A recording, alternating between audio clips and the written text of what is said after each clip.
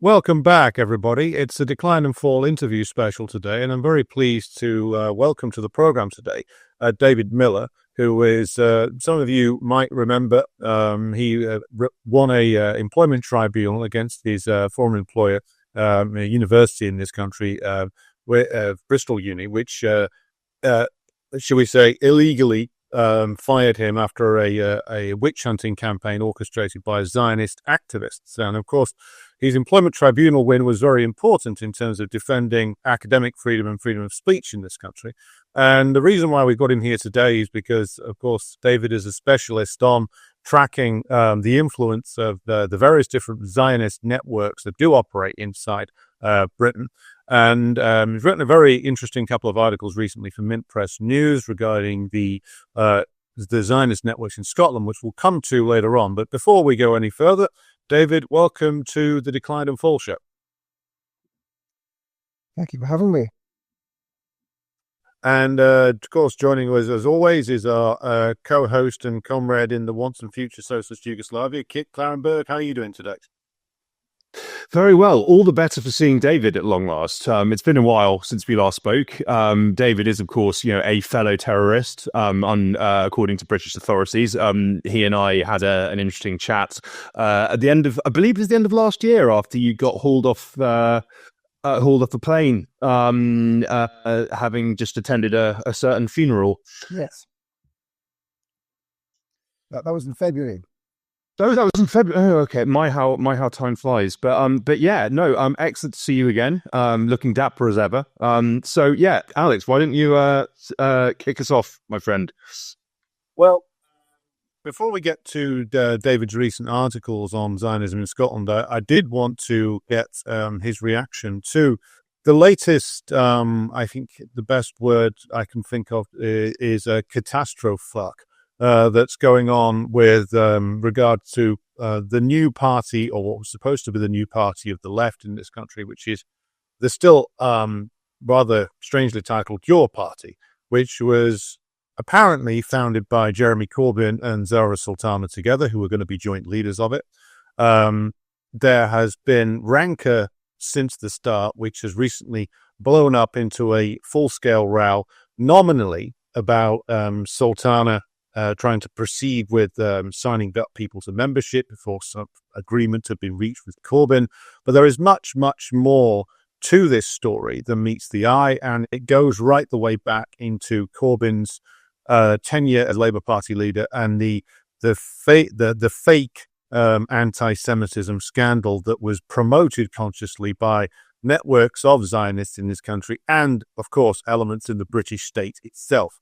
So, David, I wanted to ask you, first of all, does any of this surprise you? And what is your analysis as to why it is that a party which seems to have generated a lot of enthusiasm amongst certain sections of the British left and more widely has been dogged by dispute and scandal before it even got going?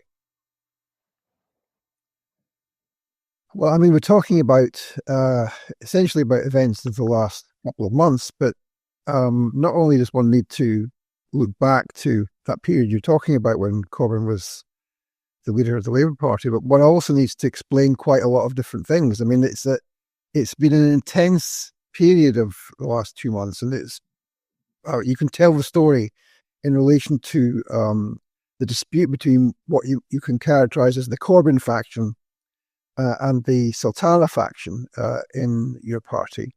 But that narrative, which I feel I'd kind of got on top of a couple of weeks ago, has now been completely queered by the emergence of something called Our Party, which has put the cat amongst the pigeons and is itself a very complex set of relations. So I probably need to talk about that a little bit, but let's go back to the explaining the Corbyn faction and the Sultana faction. So essentially, thinking back to when Corbyn was leader of the party, we'll remember that there was the anti-Semitism scam where thousands of party members were accused of being anti-Semitic for criticizing Israel.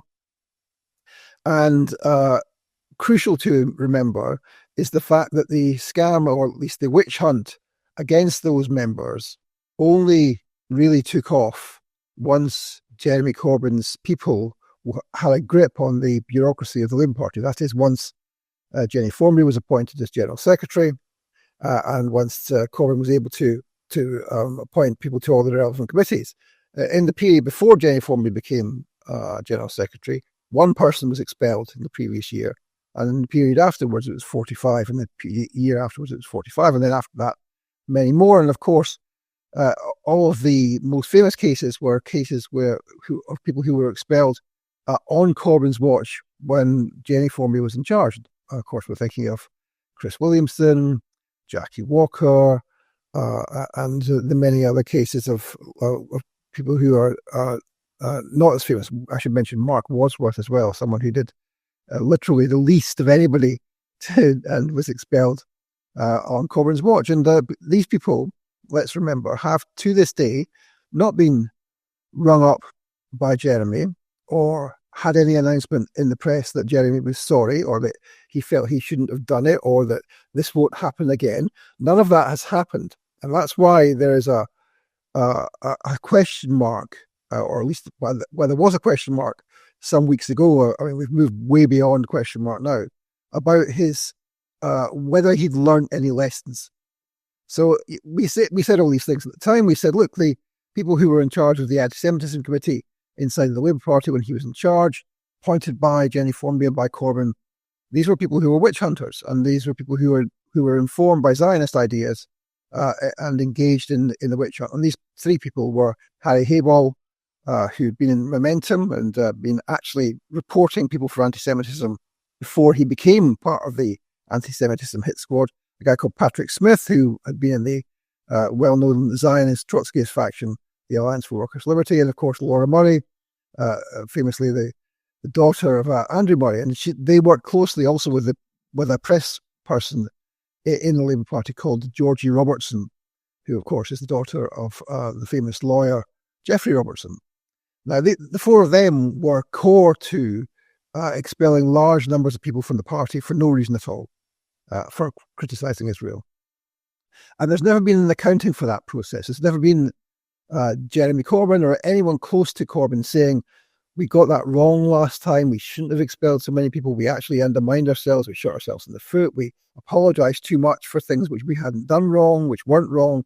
And of course, that apologise and move on strategy was overseen and pushed by one of Corbyn's other advisors, his strategic communication advisor, James Schneider. So it's those people who are responsible. Now, some people have said, oh, well, Jeremy just went along with it. He didn't know, he didn't understand. Schneider wrote his stuff. He didn't necessarily approve of it. And that argument has been one which I think some of us were more sympathetic to perhaps 2 or 3 years ago. But now that doesn't really appear to stand up. And we've seen what's happened in relation to Corbyn's ability to deal with the question of anti-Zionism. And he very, publicly made his response after it was the case that Zara Sultana said at Beautiful Days, the festival in Devon, an event where she did a talk, and I was present at it, where she said for the first time, I'm a proud anti-Zionist. And of course, people liked that because it was the first time someone had been so openly anti-Zionist. And then this activist in London saw Jeremy at a meeting. Are you an anti-Zionist? And he froze and he didn't know what to say and he wouldn't answer. And his press advisor, Ollie DeRose, sort of pushed her away and asked her to stop recording and all of that. And so that made it pretty clear that he was not willing to say that he was an anti-Zionist. Now, of course, I believe he is a Zionist. He still believes in the two-state solution, which effectively makes him a Zionist, who believes in the right of a Jewish state to exist in the land. That's Zionism, a Jewish state in the Zionist project, even if it's a smaller one, which they want to make bigger. So that's been a problematic thing for the Corbyn faction, and that the dispute that's been between them Yes, it was over that question of politics, but also over the fact that the Corbyn faction wouldn't, or at least Corbyn wouldn't take decisions. That's what led Zara Sultana to trip the process and announce the party back in August, and then again to trip the process of announcing people could join up as members just the other day. That's shown the conflict between them in very, very stark relief, and that conflict is still ongoing. Just today, Laura Alvarez, Jeremy's wife, has put out a post on X talking about how Zara must now give all the money back to your party UK. Well, as everybody knows that whatever the intricacies of the disagreements and alleged breaches that there have been, everybody knows that the agreement was that the MOU operations, which is the vehicle of people who are associated with the Sultana faction, Andrew Feinstein, Bethan Winter, Jamie Driscoll, that they had an agreement with your party that the money would go to them, and that your party would have the data, and once they formed a party, whatever it would be called, that would come together. So there's been all sorts of nonsense, and it's been very bad for Jeremy's reputation. There's a lot, I think, of people who are very, very defensive of Jeremy's reputation, but especially when we said things, a few months ago now, and I and others were denounced for getting it wrong about Jeremy Corbyn. But now a lot of people are coming round to the idea that actually that he's not a great leader, and that in the past what he did was he shot himself in the foot and he threw his best supporters under the bus, and there's no indication that he wouldn't do the same again, given that he's still got the same advisors as he had at the time, including, of course, Carrie Murphy, who ran his office when he was leader, and James Schneider, who remains his communications advisor. And in fact, Jeremy tried to put both Schneider and Murphy into the 7-person executive committee, which he proposed should be appointed for your party. And he proposed all 7 names for this executive committee. And my understanding is that Zara Sultana said that there wouldn't be any such thing. And so there's not been an executive committee appointed because they can't agree. So that's where we are with that dispute between those two factions. And there's much more that could be said about that. But of course, what's happened since then is this new intervention from something called Our Party. But I mean, maybe I should stop there. Well, thanks, David. That's a really good outline of like where we've got to here, and where things came from, and why it's important to examine that whole history in the Labour Party of the mass expulsions carried out by not the Labour Party right-wingers, but by Corbyn's people, and the insidious role played by groups like the Alliance for Workers' Liberty, who I would say 99% of people in Britain have never heard of, but who are a very small, and I would say, correct me if I'm wrong, David, but rabidly Zionist Trotskyite organization that has operated in the Labour Party for many, many years, and who were all over the Momentum organization. I remember their activists being there, present within it from the very earliest days, and who actively aided what can only be described as the self-destruction of the Corbyn movement by any of its strongest actual advocates. And yeah, the question of like, well, why is it, do we think, and I want to invite Kit to comment on this as well, like that given that Schneider, Murphy and others led the Corbyn leadership off the road and into a ditch over the refusal to counter the anti-Semitism fakes, and the fake scandal was generated by various interested parties there. The disastrous strategy of like trying to accommodate people like Keir Starmer, who is, I think it's fairly obvious, has been an asset of various agencies of the British state for a long time.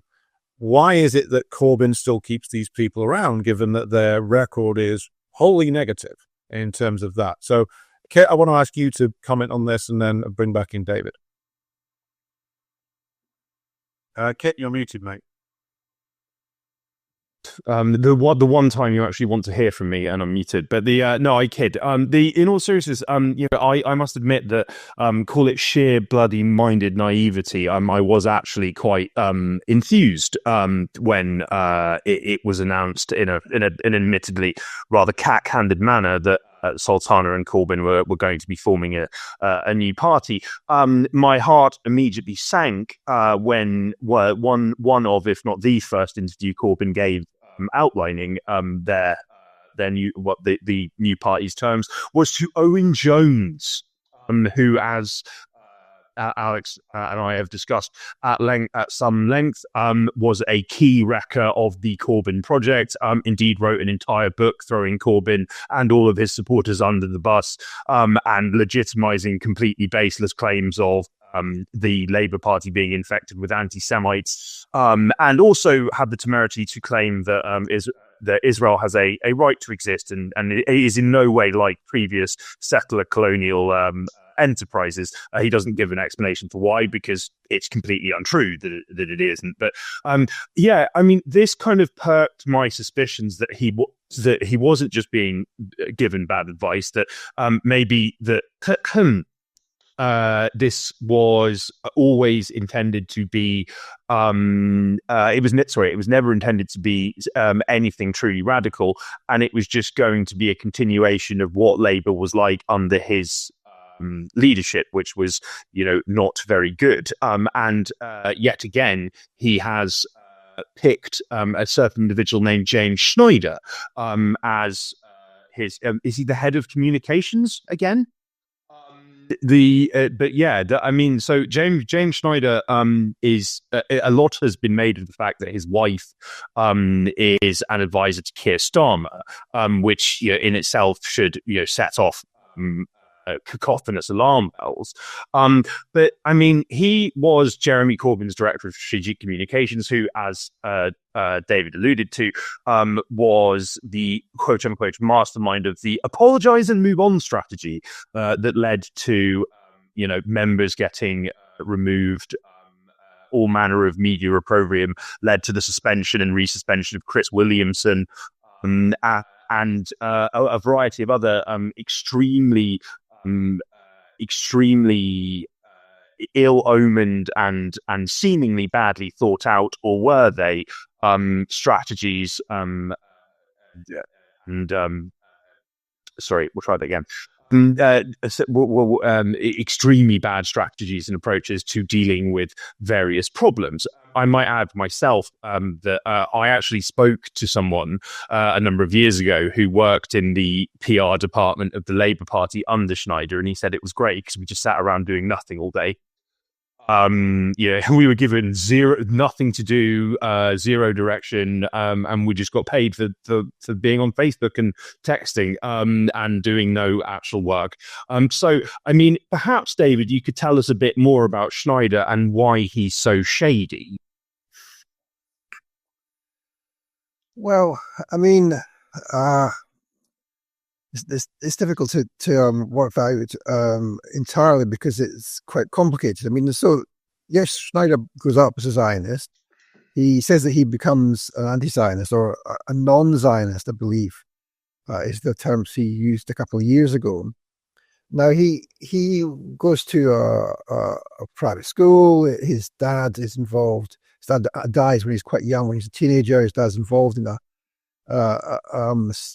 fraud of several £1 million worth of money going missing just before he dies. And Schneider comes to university, to Oxford, and amongst the people he meets early on and becomes friends with, shares a flat with, remains friends with, is a guy called Ben Judah, who, of course, until recently, very recently, was the special advisor to David Lammy, the Foreign Secretary, and had previously been at the Atlantic Council, which, of course, is an Atlanticist warmongering think tank, and, of course, had been named in 2018 in the Integrity Initiative leaks as one of the network cluster members of the Integrity Initiative, which, of course, was a project funded by the Foreign Office, for which one should read MI6, which was run by the Institute of Statecraft, and a nominally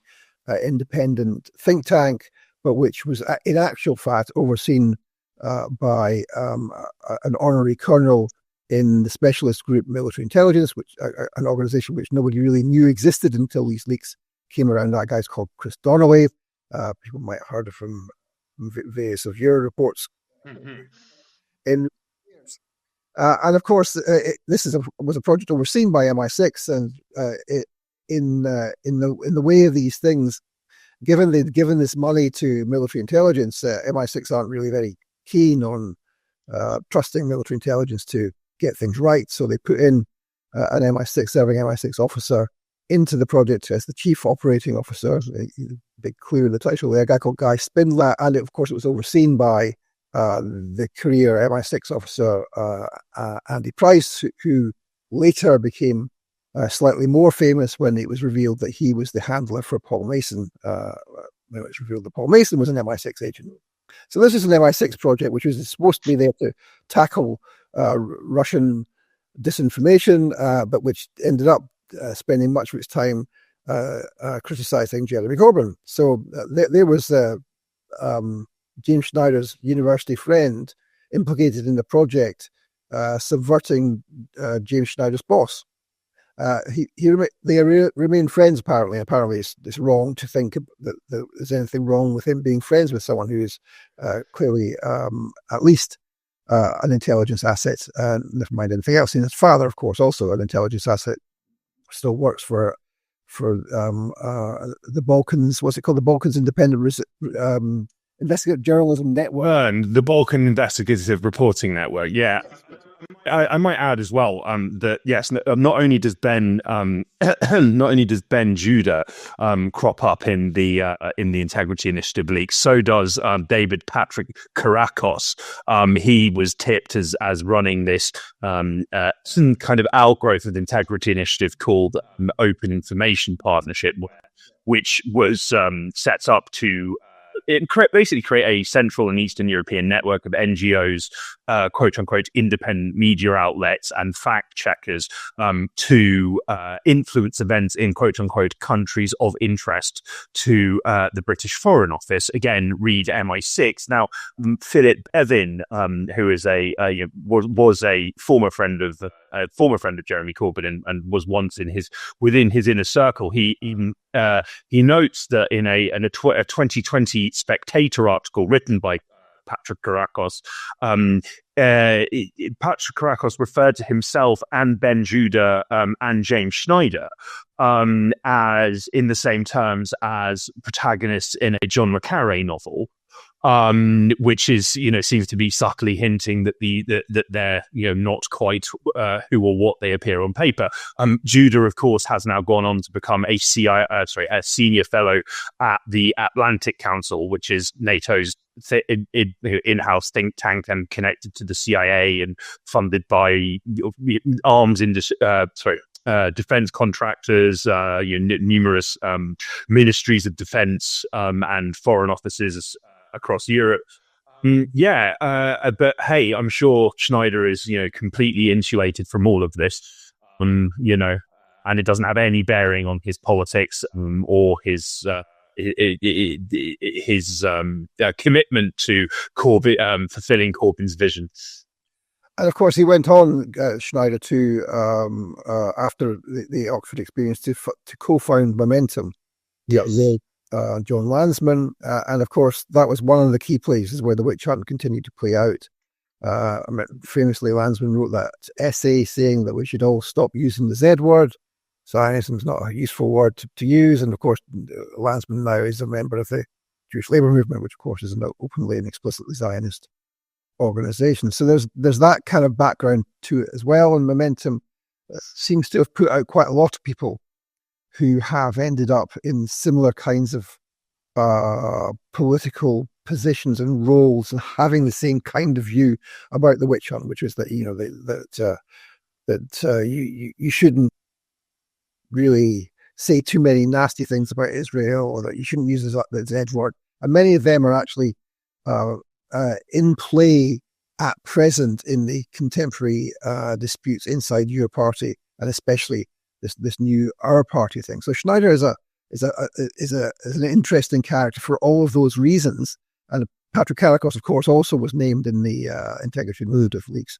And there was a fourth friend of theirs at that university called Max Sedit, who is the bureau chief of the FT in Moscow, and who has been involved in articles which have quoted Chris Donnelly at length. So again, there's another connection to, if not quite so directly, to British intelligence. So they are all new to Elite University. In fact, I think it was Judah and Seddon who wrote a play in which Schneider acted as the mysterious Dr. Regev. Fantastically apposite name. And you don't want to know what happened in that play. Anyhow, so what happens is that Schneider now, of course, you've got all of that history. He's involved in setting up these new organizations, which come about as a result of the Corbyn stepping down from being the Labour leader. So the Peace and Justice Project, which Schneider was the communications advisor for, and he was involved in an organization, Quiff, which was set up originally by Justin Schlossberg and Pamela Fitzpatrick. They were the two directors, and Schlossberg stepped down and was replaced last year, I think it was, by Kerry Murphy, who ran Corbyn's office. Now, famously, of course, if you follow these things like I do, Justin, ex-colleague of mine, actually, in 2019, we wrote a book where we both had chapters in it. I hadn't appreciated it at the time, but Justin is a Zionist, and so he was involved in that project, and that's another indication of the role of Zionism, although he's removed himself from that project. But Schneider was also involved with We Are Collective, and We Are Collective has brought together a whole range of organizations to try and think about starting a new party. They've been having this process for a couple of years now, for ages, it seems. And amongst the other organizations that have been involved in this are organizations which are now becoming increasingly important in the debate over this Our Party thing. And in particular, I would note RS21. RS, of course, stands for Revolutionary Socialism. This is the faction which left the SWP over the rape crisis allegations after the allegations had been made and been in circulation for some time. And so they left the SWP, if you like, with a guilty conscience, whereas the other faction who left earlier, before all this started, was an organization now called Counterfire, associated, of course, with John Rees and Lisa German, who've run Stop the War for many years, and they started it off when they were in the SWP at the time. So that's one organization. Another organization which has been involved is an organization called Assemble. Now, Assemble is perhaps even more obscure than RS21, but Assemble is part of a whole range of different organizations. And it says it's there to run assemblies, popular assemblies, to make democracy better. Right? That's its kind of tagline. But it's part of a whole range of other organizations under the umbrella of an organization called Umbrella, right? Which is run by Roger Hallam, who is, of course, famously just got out of jail for participating in that Zoom meeting. Now, Hallam, of course, is known for setting up Extinction Rebellion, and then a whole series of other organizations, including Youth Demand, Just Stop Oil, Inshoe Britain, and some others. Now, so that what you're seeing there, therefore, is the involvement of that kind of approach to politics. Now, there's been lots of criticism of Extinction Rebellion and its successors, including Just Stop Oil, which we won't have time to go into just now. But that's an incredibly important element of this new move to this new Our Party initiative, in particular because, and this is the kicker, right? In particular because someone who is associated with Just Stop Oil and who did joint ventures with Just Stop Oil and the Peace and Justice Project, Corbyn's project, is none other than our friend James Schneider. So what we see with this is that there's a whole series of other networks understood, I think, when they think about the Corbyn faction versus the Sultana faction. People haven't worked out that this new faction that's come in, the Our Party faction, which wants to try and get everyone to get on with each other and to have a new way of doing the party, is actually also connected with James Schneider. And that's really something which is a bit of a hammer blow for those of us who think that this Our Party initiative get over the difficulties there have been between Corbyn and Sultana. So that's a rather revealing set of connections there, David, because what you have essentially is a network of organizations, or many organizations, but a few people who run or have a significant influence over them. And they all seem to be barely 2 steps removed from some very significant figures in the British intelligence services. And now, of course, we at this Decline and Fall don't have direct evidence of what exactly the conversations have been and what exactly the planning is. But at the very least, shouldn't it make people raise questions about your party, about this other network that's emerging, Our Party, and also about really the role that Corbyn himself is now playing? If he's surrounded by these people who are not only consist of like some very hard line, I would say, supporters of the state of Israel, but also with direct connections to some of the shadiest parts of the British state and Paul Mason, frequent show favorite, by the way, it should make people who are quite honestly getting excited about this ask some questions about, well, what is this really, if it's covered with these people who it is very well established what they're tied to. So first, I'll go first to Kit and then back to you again, David. Kit, your response to do you think that this network symbolizes in terms of its impact on the Corbyn project, and should this lead us to raise questions of the role that Corbyn himself is playing, given that he must know some of the connections of these people?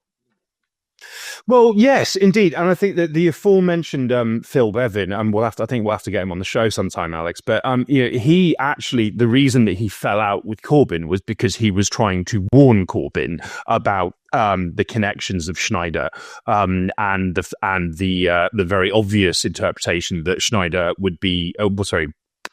Could well be, in fact, inevitably was trying to undermine him, and that's how they fell out. And they've not really spoken since.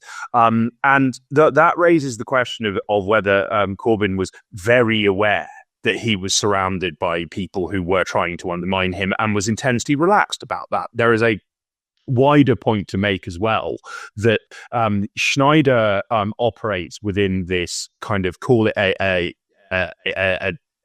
sprawling nexus. Again, I think that we don't necessarily have enough time to really delve into this, but it's called Plan C, and Plan C has given birth to Novara Media, all of these supposedly radical media outlets, organizations, activist groups that, when it comes to it, take the establishment line and actually serve as restrictions on revolutionary politics. To use the example of Die Linke. Die Linke in WikiLeaks diplomatic cables, there are records of high-ranking representatives of Die Linke, which is Germany's left party, if viewers are unaware, where they admit that they stand on a platform of NATO dissolution in order to attract the votes of the significant proportion of German citizens who want out of NATO.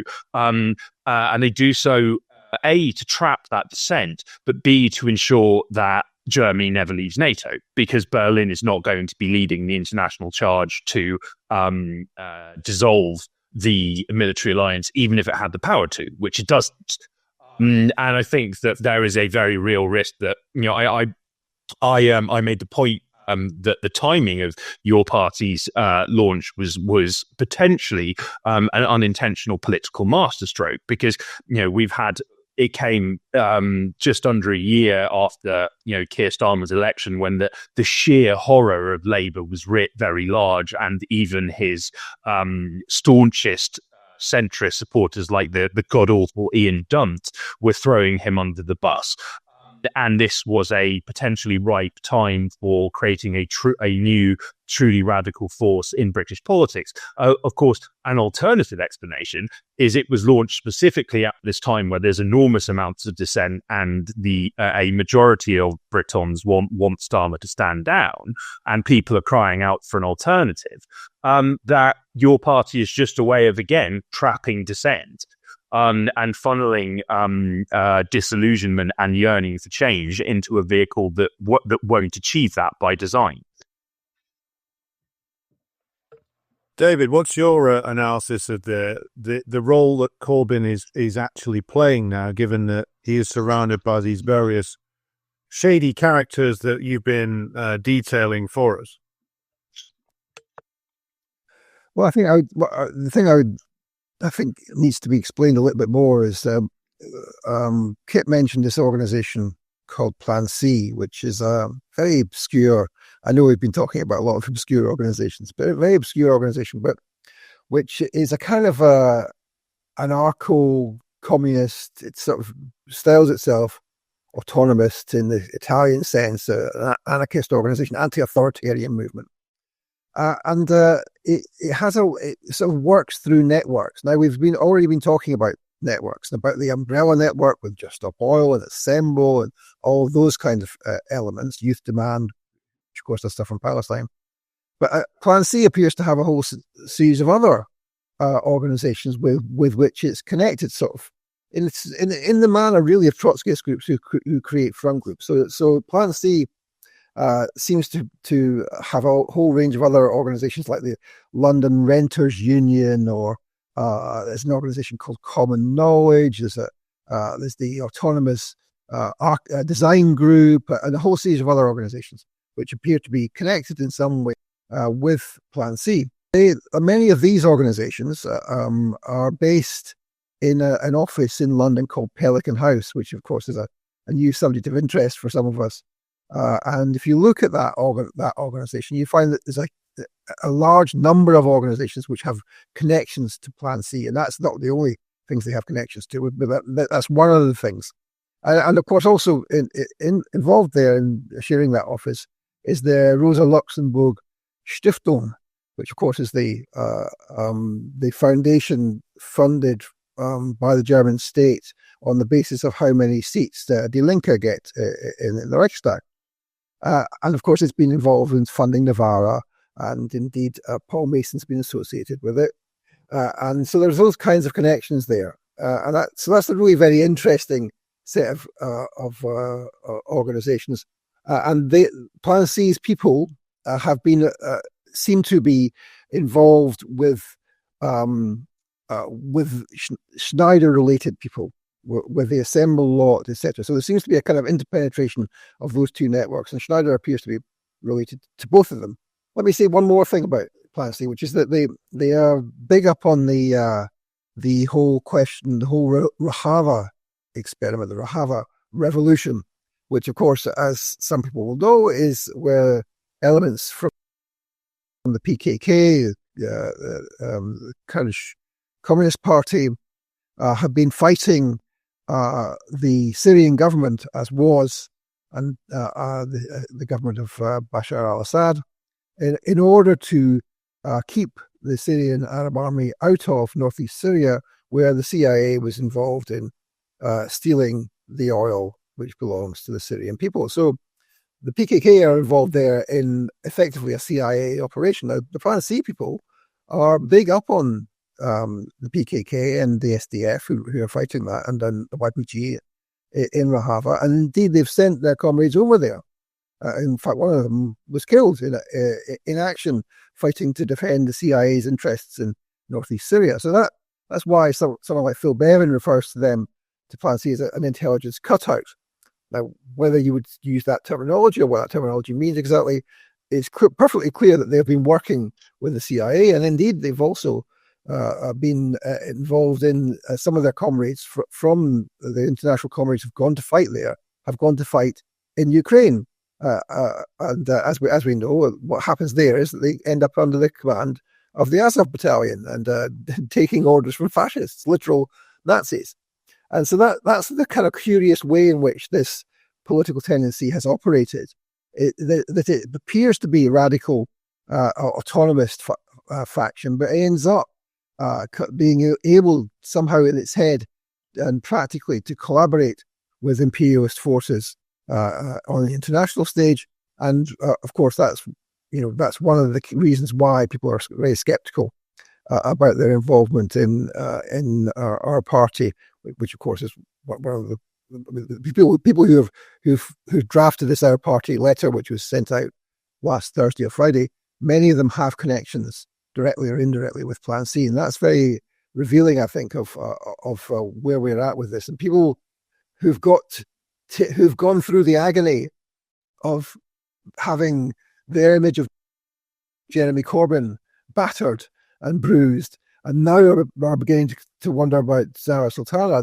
Many of them are jumping on this thing of our party and thinking, well, this is how we get over the disputes between Corbyn and Sultana. We have this new thing called our party, and they haven't yet understood. The research hasn't properly been publicised yet, hasn't probably been done yet. They haven't yet understood what the forces are which are underlying this new realignment. I should mention also that one of the other organisations in Pelican House is RS21, which I mentioned previously. Well, it's remarkable just how much the networks that operate here in and around your party and the orbit of Jeremy Corbyn trace back to pro-Zionist, pro-imperialist politics in practice, if not in their stated theories. But it's worth mentioning at this stage that, of course, the PKK, Kurdistan Workers' Party, underwent a change over 20 years ago now from being a somewhat Marxist-Leninist organization to being a devotee of what is referred to as municipal confederalism, which is the theories of the American anarchist and Zionist, a certain Murray Bookchin, yes, who is distinguished by the fact that he was rabidly hostile to the actual reality of the American working class, and also was, along with, it must be said, many others of that milieu, including many Trotskyites, more than sympathetic to Israel, but saw Israel as some kind of, if not a model of anarchism, then certainly something that he saw as a positive thing in the world. And the conversion of the PKK over to the ideas of Bookchin should have really been an indication as to where it was going, which was into being something that was going to be pressed into the service of Israel, the United States, and Britain in a long-term plan to essentially rip apart the Syrian state. And of course, a large numbers of leftists in Britain cheerily went along with this because no one actually investigated the reality of what the YPG, YPJ actually are, and just looked at the branding and saw, oh, this looks good, we'll go with this. Sure. But David, I want just to ask you a supplementary question on the sort of naivety and frailty of like the British left. Many people who backed Corbyn in his original guise as Labour Party leader and still back him to this day will routinely describe him as an anti-Israel figure or an anti-Zionist figure. But he's made it pretty clear that he's not. He's a man who advocates the two-state solution, which, as you point out, effectively makes him a Zionist. But I wondered if you could just clarify on this, which is that why do you think it is that so many in the British left adopt this position of nominally being anti the Israeli government or blaming it all on Netanyahu or saying that there needs to be a negotiated settlement, but refuse to realize like the full reactionary and horrific nature of the Zionist state and the movement that supports it? Why are so many on the British left unable to deal with this, do you think? Well, I think that in the end, that it's not just a question of abstract theoretical weakness. That it's a question. I mean, I did a piece on this last week on Press News.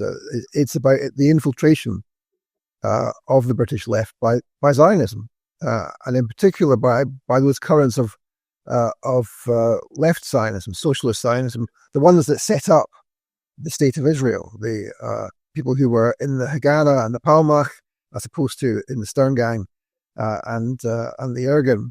And these were people who regarded themselves as socialists, who set up the kibbutzim thinking that this would be a novel social experiment. And many people on the British left went along with that, for at least for that time being. Famously, Tony Benn was on a Hashomer Hatzer kibbutzim. That's the furthest left Zionist faction on VE Day when the Nazis were defeated in Europe. Chomsky was on one of their kibbutzim. Barry Sanders was on one of their PhD supervisor. Greg Philo was on one of their kibbutzim. Tony Quiff, of course, is famously met his wife, Cheney Rosenberg, on a Hashomer Hatzer kibbutzim before he became an anti-Zionist, and he criticizes that tendency in Zionism, of left Zionism, very, very well in 1946. And if only the SWP today were true to that legacy, then they would have much better analysis. And what that's meant is that there's been a sort of softness on Zionism, and also in the anti-racist movement back 40 or 50 years, a tendency to think that in order to defeat the far right, we have to have a broad front. And the far right was conceived of as being fascism. The anti-racist movement had to target fascism, and that's what we had in the 70s. Remember the anti-Nazi League, and of course Rock Against Racism, and that was an alliance between people who came from a Trotskyist background, who were anti-Zionists, including Jewish anti-Zionists, and those who were left Zionists. So I mean, recently I was in the Anti-Nazi League's archives in Warwick University, and you can see the people who wrote the letters there. There were two factions. There were anti-Zionists and there were Zionists, but they were working together, and that's because they conceived that racism had best to be fought by targeting a united front against fascism, right? Rather than taking the position that if you wanted to defeat racism, you had to target its main forms in the society. Now, in the 70s, and certainly now, the main forms of racism in the society are from the state. They're from the police and from the intelligence service. They're from institutionalized racism. And there's only been, as far as I'm aware, one national organization in this country which saw that as being the main target of an anti-racist movement. And that was led, of course, by Mark Wadsworth, the Anti-Racist Alliance. All the other organizations were effectively an alliance with left Zionist currents, and that's why they couldn't. That's why they had problems in the way in which they analysed the far right and racism, because there was a limit on what the Zionists would put up with, and the limit, of course, was that you couldn't discuss Palestinian liberation and you couldn't discuss Zionism as a form of racism in itself, and that, of course, is the historicness of the British left and Zionism, and I think that has affected us all the way up to today. Well, yes. So I wanted just to come back on that, because we've recently seen a large-scale demonstration in London led by a man who calls himself Tommy Robinson. In actual fact, his name is Stephen Yaxley Lennon, a man who is a rabid devotee of Israel and Zionism, who is nominally leading this supposedly mass anti-migrant movement, but in reality, most of his work seems to be doing essentially foot soldier work and organizing against anti-Zionism and advocating for Zionism amongst those who are drawn to like anti-migrant activism. And this, it seems to be like one of his primary areas of activity. And along with many in the organizers of this new wave of anti-migrant protests, a lot of them seem to be aligned with the state of Israel and aligned with Zionism. Now, to pick up on something you just said, David, this also their opponents on the left, funnily enough, also are predisposed towards Zionism, because the organization that actually nominally leads the anti-racist movement in Britain, Stand Up to Racism, has a direct connection with Zionism, does it not? In that they include Zionists in their organizing.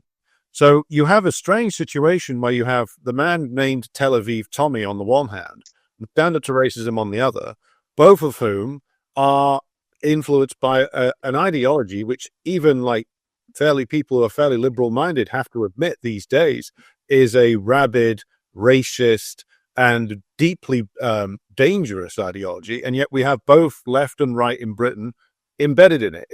What's your analysis of this situation, David?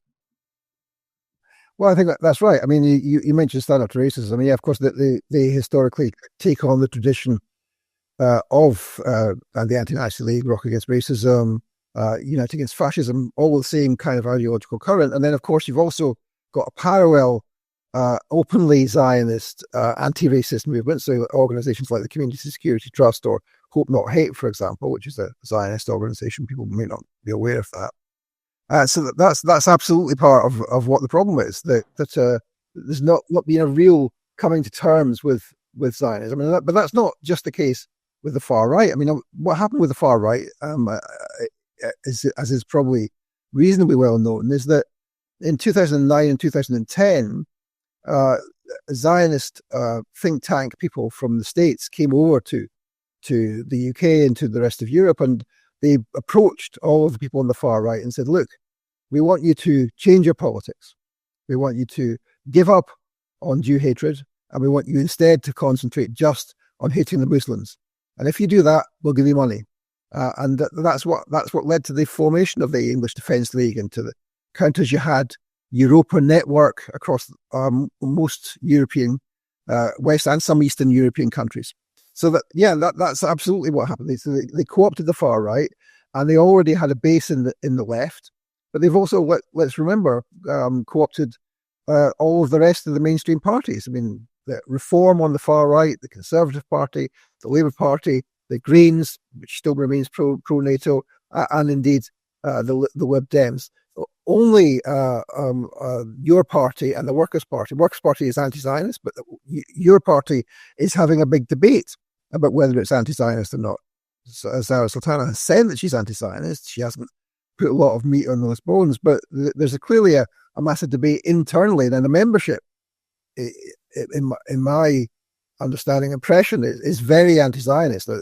Increasingly, it's very difficult to be openly a Zionist on the left, but nevertheless, the people who are in charge of trying to run the party, they are much less keen on an anti-Zionist position, and that's the battle we have ahead. It seems to me, on to express the red line on Zionism in the creation of the party, as opposed to some of the other issues which other people have been suggesting. So I might add as well that, like, I think that Zara Sultana has come out swinging in terms of overtly defining herself as anti-Zionist and pushing for the party to be anti-Zionist. It mustn't be forgotten that she was cheering the fall of Assad, and then I think maybe 24 hours later was complaining that Israel was carpet bombing the country, and this was a completely inevitable upshot of the fall of Assad, which she supported. So I mean, I do think that there are potentially questions to be asked about how sincere her position is. She could well just be reflecting the extremely hardline anti-Zionist fervor of their members. I'm not saying that's absolutely the case, but it's certainly questions need to be asked about that. Well, yes, certainly, and the position of the wider British left on the question of Syria was also terrible. It must be said. We've commented, you and I, Kit, on this before. It was terrible a decade ago. It remained terrible. They suddenly acted surprised when Giuliani came to power and essentially allowed Israel to absorb a significant section of the south of the country and then cut on all of the military facilities. Whilst Giuliani says, "Can I please recognize you some more, sir?" The other point, and everyone must bear in mind, and that his lives are forgotten now, is that Giuliani was in ISIS. ISIS, of course, infamously, for all the dramatic pronouncements, only fired once at Israel and apologized. Yes. And ISIS fighters were, and again, this was commented on in the Israeli media, they were treated in Israeli military medical facilities. And this was, again, acknowledged openly everywhere, but of course amongst the various people on the British left who were all loudly in favor of the fall of Assad, but then acted surprised when the main beneficiaries of this were Israel and the United States and Britain, who were the countries, along with Turkey, the Erdogan regime, who are now running this HTS government in Damascus, because apparently nobody bothers to do any research on these things. David, did you want to add anything to that? No, that's right. I saw that the outgoing head of MI6 just said, was it yesterday or the day before, that we did establish contact with HTS maybe 1 or 2 years ago, but of course, as we know, they've been running many of the operations for them from 2012 onwards. It was MI6 who led on that operation. The CIA had to come in covertly because of the prohibitions by the Obama presidency, and of course MI6 created the white helmets in order to as the contract from the Foreign Office states, if you look at it, in order to improve the image of HMG on the international stage, and that's of course what led to the chemical attacks, the so-called chemical attacks, which were staged with the help of MI6 and the white helmets, including deliberate killing of civilians to be arranged before the cameras in order to create the red line, crossing the red line, which would lead to bombing of Syria by the West, and of course that was successful in some respects. So yeah, this is a joke, and it's not just the left that, of course, have bought into that, but some aspects of the anti-war movement amongst Muslims also did the same thing, and it's a symbol of the weakness of the analysis of imperialism and the way in which the secret state operates, both on the left and in some aspects of the Muslim community, which I think is profoundly worrying. Indeed, and I think just to add on that point, after immediately after the fall of Assad, I wrote a number of articles about covert, indirect US and British assistance for HTS, with again Britain taking the lead. And there's a remarkable passage in a leaked document related to an alleged anti-HTS operation run by MI6, which stated that HTS is unlikely to attack British-funded organisations such as the White Helmets on the ground. You fast forward to today, and Hamish Breton Gordon, this MI6 agent who was centrally involved in many of the staged chemical attacks, he told the national outlet, the White Helmet should become Syria's official fire and emergency service. There are indications that the Free Syria Police, which were again created by MI6 for propaganda purposes, and ran Sharia courts on behalf of al-Nusra and ISIS in occupied territory, they are now Syria's national police force. This is all absent from this was entirely absent from the chorus of have we lost David? Yeah, David's had to go because his time's run out, Kit. But if you want to finish your point, then we'll wrap up there. Yep. Okay, yeah, sure. Well, this was entirely absent from any consideration of the on both the mainstream and less mainstream strands of the British left, was that it's the British stoking up all of this violence which the Syrian state is responding to. It is a foreign fermented crisis. I do notice now that the Free Syria crowd are eerily silent as the progeny of ISIS and Al Qaeda, who now run Syria, are doing everything that people like us are warning they would do if they took power for a decade. It's it brings me no joy to have been proven correct yet again on this point. But there we are. Well, yes, and I think that's a good point to end this on. And I'll just conclude the video by saying, of course, thank you to David, who's had to run off for another commitment, for coming on today. He's a man with a great deal of understanding of these issues, and we'll certainly be having him back on to discuss such things again. I'll just conclude this video by saying that if you're somebody who's watching this who got infused by the emergence of your party and the prospect of Corbyn and Sultana leading us, look, no one's blaming you for that. Look, we've all gone down the route of political experiments that are disastrous. I've certainly been involved in some, and I've talked about those at length. But ask the question, like, how long are you going to give Corbyn another chance for?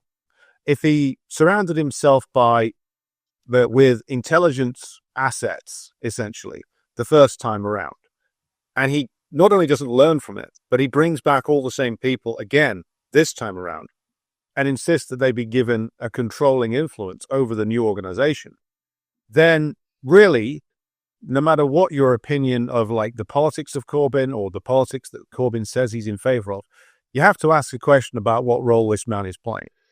And you have to ask a question about, like, why is it that so many of the networks that control what is known as the left in Britain are aligned with or controlled by British intelligence agencies or British intelligence assets? Because this game is something that the British ruling class have played for a very long time, and they're very good at it, which is hiding in plain sight, basically, and relying on people not doing their research. But we at the Decline and Fall Show are determined to bring you said information, and we will be back with you again with a regular episode later in this week. Until then, thank you to David Miller for coming on, and I'll leave the final word to Kit over in the once and future socialist Yugoslavia. Well, yeah, I mean, as ever, thanks so much for joining us, folks. We hope that you found this instructive and entertaining, even in the most kind of gallows humor manner. Like, share, subscribe, tell your friends, and yeah, see you very soon. God bless you. Take care.